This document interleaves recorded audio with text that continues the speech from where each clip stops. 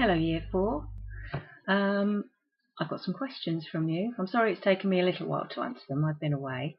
But I hope you had a great book week, and I hope you looked at lots of great books and talked to other illustrators or writers perhaps and learnt about what other people are doing. But you sent me some questions, so I'm going to answer them now. The first one was, what's my favourite model that I've made? That's a hard one. Probably, I had to think about this one, probably this little fellow that I think you know. There he is, that's the real one. Let me try and get him to look at the camera. This is Bitbot. The lighting's not very good. I think he's my favourite because he's from one of the only stories I've had published that I've written myself. And I developed him for my son. I started writing this story about a little robot because it's the kind of thing I wanted to read with my son. I think you've listened to the interview before, so you know all about him. But he actually exists. He comes apart and he's got lots and lots of different parts. So he has more than one body. There's another one. Oh, the camera's opposite, so I'm moving it the wrong way, sorry. And the little hatches in the side open up. And he's got lots of different heads. So this is him sleeping. I don't know if you can see that. Yeah, not very well. But there's a box here. I'll try and hold this up. So in this box, there's all sorts of different sorts of heads and body parts and things. And that's where he lives. And I keep him. He's mine. Lots of my models have gone into storage, but Bitbot I keep him. He's mine. So he's probably my favourite. And I'd like to do more things with him. So hopefully one day I'll get to do something else, maybe even a cartoon. Your second question is, are you planning any more books? I'm always planning books. I'm always writing. I've always got characters going on in my head. And there's lots of things that I'm trying to get started. So I'm always planning more books. And the next one I'm hoping will be a bedtime story about making the best of what you've got. I wrote a story which is called The Best Things, and it's a family story about looking around you, seeing what there is that you love and making the very best and appreciating it. So it's kind of soppy, but I like it. And if I get that finished in any time soon, then maybe I'll send you a sneaky peek. Question 3. How long have I been an illustrator for? I had to actually work this out. I've been an illustrator professionally for about 22 years. So I studied at university and I started at a publishing house as a designer, and they gave me a chance to do my own illustrations with models. So professionally I've been doing it for 22 years. But I've actually been making models since I was about 8 years old with the clay that I still use now. So a lot more than 22 years. Just trying to work it out. 38 years, something like that. A lot of years I've been making models. And it's just, I started with plasticine even younger than that.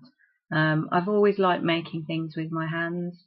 I hope you do too. And because I've been doing it for so long, all the techniques that I use are the ones that I've always used. I still use pipe cleaners and paint brushes to make marks with, and pins and things like that.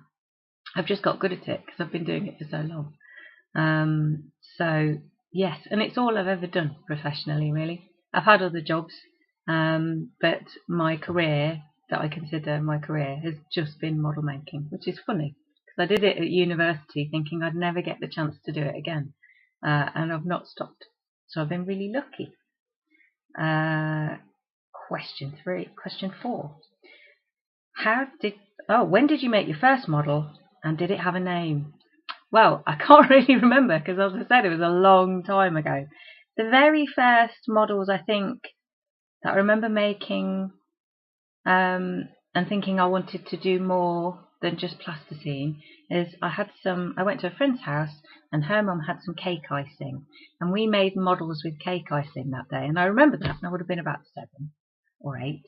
And then just after that, my mum saw the models that I'd made and said, these are really good, and she bought me this oven drying modelling clay which is called Fimo, which I still use. So yes, I don't remember giving it a name, giving any of the things a name, but a lot of the things I made with Fimo, the first things, I called them oddbods. And I had a little craft stall, and I sold them for small amounts of money, and I made these little monsters, and some of them were doing things, playing guitar or playing saxophone or riding a skateboard or something, and they were just like little blobs with feet and faces. And they were called oddbods. So I suppose they were the first ones I did sort of semi-professionally. About 10 or 11 I was selling those, and my dad still has one on his shelf in his study. He's playing a guitar, so he's got one of the original oddbods, which is, you know, not worth anything but very old. Question number 5. How does it feel to be an illustrator? Oh, I love it. I love my job. I don't like some of the having to motivate myself when I'm at the beginning of projects, and it takes a little while for me to get going so I know what I'm doing. Because the problem with doing what I do is I do it on my own, and you don't have anyone else around to tell you whether you're doing the right thing or not. So you have to be quite disciplined and get your work done. But once you get started, or once I get started anyway, I love it. I love the planning stage, I love the sketching, I love collecting materials, and I really like working on a new model, especially something I've never done before. I like the challenge of it. Even if it goes badly, which is frustrating, and that happens a lot when it doesn't go well to start with, just keep on going. With model making, it's you just keep working on it, and you keep changing it and building on it, or sort of chopping bits off and starting again, and eventually you'll get there. So yeah, I'm really lucky with my job, because there's never been a day when I've wanted to do anything else. That's the truth, really. Question 6. What's the biggest model? What's the biggest model I've ever made? Well, the biggest individual model, they weren't great, I'll be honest. I don't work well really big, and I made some people. My characters are usually about this big. You saw how big Bitbot was. It's quite small.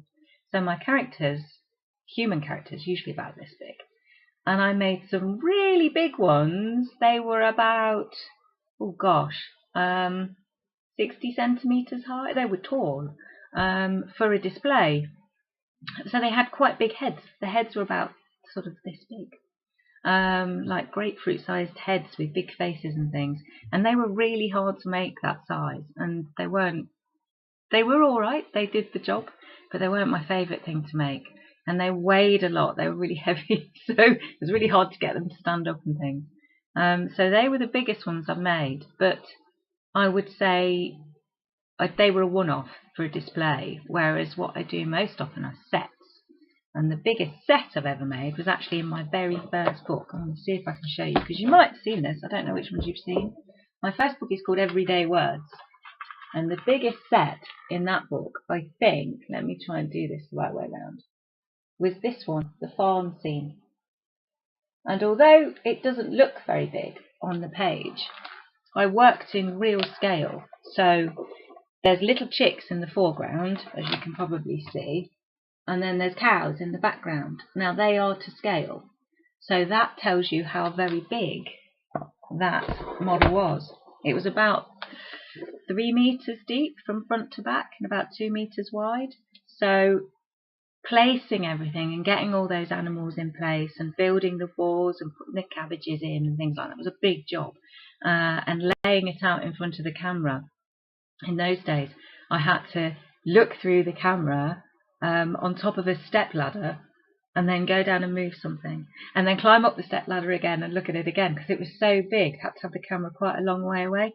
Now if I do that, I have what's called a live video feed, so I can look at something while I'm working and move everything whilst looking at a screen, and that screen is connected to the camera on top of the ladder if it's that big. But in those days, I had to do it all sort of on film and looking through the camera itself, so it was quite a big job, that one, and that's probably the biggest set I've ever made. And the next question is related to that as well, I think.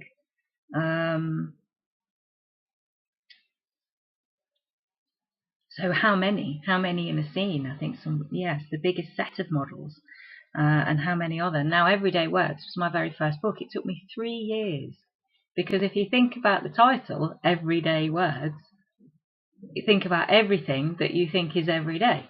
So I did scenes, I did all sort of vehicles, animals, parts of the body, clothes, towns, things in the house. I built the whole lot. So there was a lot of models and a lot of characters and a lot of scenes and a lot of buildings. And I had one person, no, tell a lie, I had 2 people helping me during that project, but most of it was made by me. There was not a lot that I didn't make in those books. And there's hundreds of animals and hundreds of people. And I've done other books that have had large groups of people as well. So I've done some Bible stories that had the 3 kings and nativity scene and all those things, but also had lots of other characters and towns and deserts and all those kind of things. So I don't know is the answer to how many models is the biggest set I've made, in the hundreds.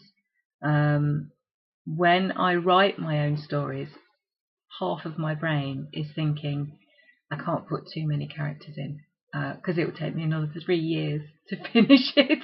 So yeah, there's that. And your last question is the hardest model to make. And that's quite simple because I make everything by hand. So to answer that question, anything that's made in our environment that's made by machines, anything with straight lines and right angles and perfect circles, they're probably the hardest models to make for me, because I don't do perfect circles and I can't make perfect straight lines. I can get nearly there, and I do use some tools to make some of the things that I do, but often it's all by hand and sand down and created by hand. And I remember in particular making a bicycle, and the wheels moved on the bicycle, and I built it. The pedals didn't work and things, I'm not insane, but I did build it pretty much so it would look and move like a bicycle, so I could put it in different positions when I needed to. And that was a day of just struggle, trying to get the wheels round and, and things like that. In later books, I will confess, I bought toy bicycles that fit my characters and put them in the books because it was just too hard to get one to look any good. So yes, things that are perfect and symmetrical and things like that, they're the hardest things to do. The best things to do are monsters, because you can't make mistakes with monsters. They can look like anything you like. But anything that we're really familiar with that's made by machines traditionally is the things that I struggle with. And little tiny things, I'm a devil for gluing things to myself and then losing them, and I'm looking around going, where is it? And I'll find it stuck to my elbow or something. So lots of little tiny things as well. But I enjoy all of it. I like the stuff that's hard to make because it's a challenge. And that's all your questions, I think. It's been really nice to answer your questions, and I hope you've enjoyed listening to the answers. And yes, keep on reading, keep enjoying books. Not all of my projects are model making. I had that behind me. If you want to look up anything else that I've done online, look up the Bad Dream Brigade. Some of my work is illustrative, it's just drawings. But I'm still making models, and you never know. If I get anything done in the next couple of months, I'll let your teacher know, and I'll let you have a sneaky peek. Okay, nice to talk to you. Bye.